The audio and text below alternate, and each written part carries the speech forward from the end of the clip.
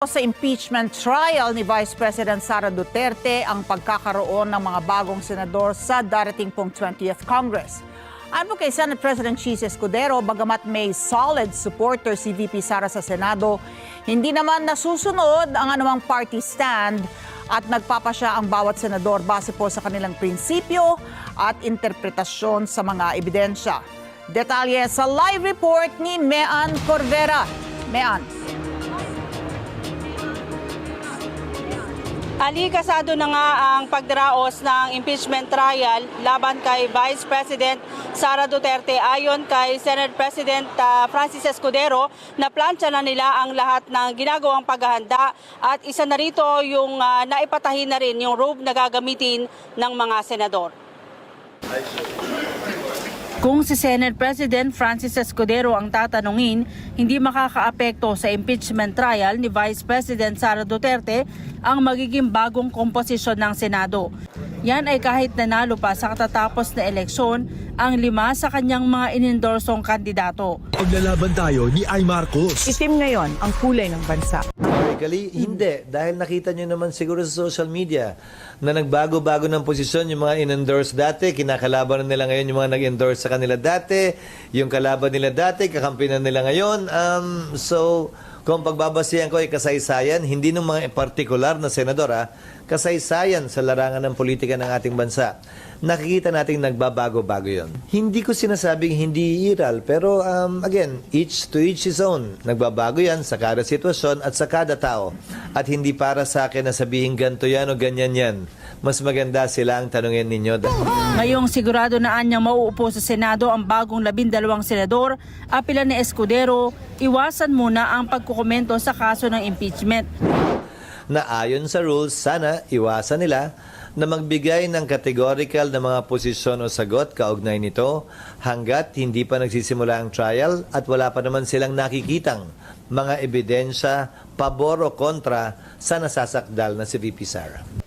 Bagamat may solid supporters anya ang Vice Presidente sa Senado, para sa senador hindi nasusunod ang anumang party stand at nagpapasya ang bawat mambabatas batay sa kanilang prinsipyo at interpretasyon sa mga ebidensya.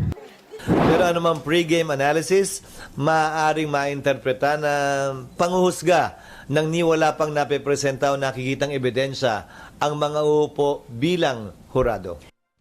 Sa ngayon, kasado na anya ang kanilang paghahanda para sa impeachment trial. Katunayan na ipadala na sa mga senador ang kanilang mga robe na susuotin sa panahon ng paglilitis. Oxford Crimson ang kulay nito tulad rin ng ginamit sa manakaraang impeachment trial. Naproseso na rin anya nila ang lahat ng kakailanganin sa paglilitis mula sa ID ng mga papasok na bisita sa Senado, imbitasyon sa Defense at Prosecution Panel hanggang sa parking area. Sabi ni Escudero, sa pagbabalik ng sesyon sa June 2, i-endorso na sa plenaryo impeachment complaint ng prosecution panel. Ngayong linggo, susulat anya sila sa Kamara para sabihin na kailangan nilang ipresenta sa plenaryo ng Senado at basahin ang charges ng impeachment. Ito kasi ang magiging dahilan para mag-convene ang Senado bilang isang impeachment court. Kung maglalabas naman anya ng temporary restraining order o anumang desisyon ng Korte Suprema sa isyu ng petisyon ng kampo ng Vice Presidente, pag-uusapan pa ng Senado kung itutuloy o hindi ang paglilitis.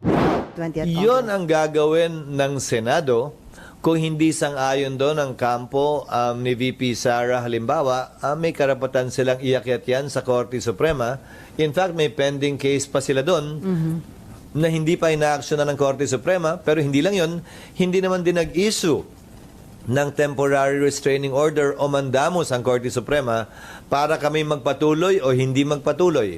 So, gagawin ng Senado yung kanyang constitutional mandate kung wala namang utos o kautusan mula sa Korte Suprema na laban dito.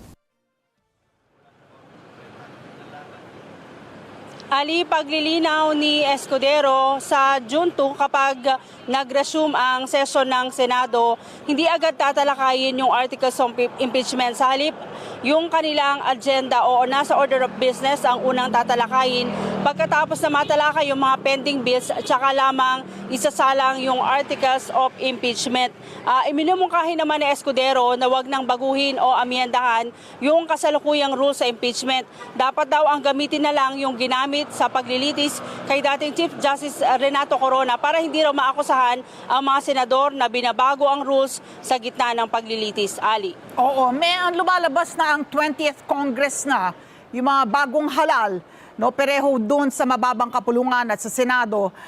Sa Senado uupo bilang hurado at yung mga prosecutor naman, meron din mga bagong halal doon sa ating lower house. So, paano ang binigay na schedule ni Senate President Chis Escudero kung 20th Congress na mangyayari ang impeachment trial? Yung mismong impeachment trial para ma-convict o hindi?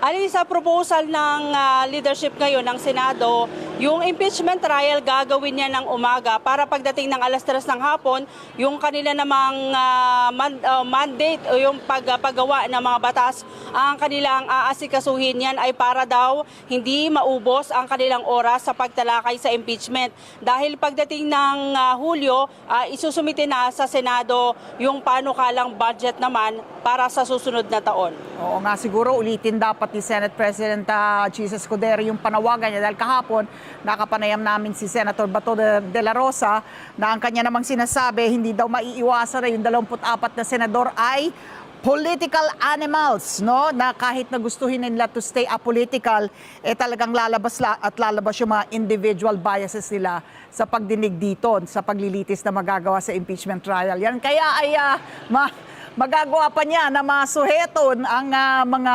24 na senador sa pagbibigay ng komentaryo dahil nga uupo bilang senator judges. Ang Ali, tama ka, sinabi niya rin yan, pero ang pakiusap niya sa mga kapwa mambabatas, dahil sila naman daw ay matatalino, pakiusap niya huwag gawing circus ang gagawing paglilitis at tignan yung mga ipipresentang ebidensya, saka sila magpasya at hindi sa harap yan ng publiko sa halip dun sa kanilang gagawing trial. Yan naman daw ay mapapanood ng publiko live sa lahat ng kanilang social media, kaya doon na lamang daw magsalita yung mga mambabatas at hindi sa labas ng kanilang paglilitis. Oo,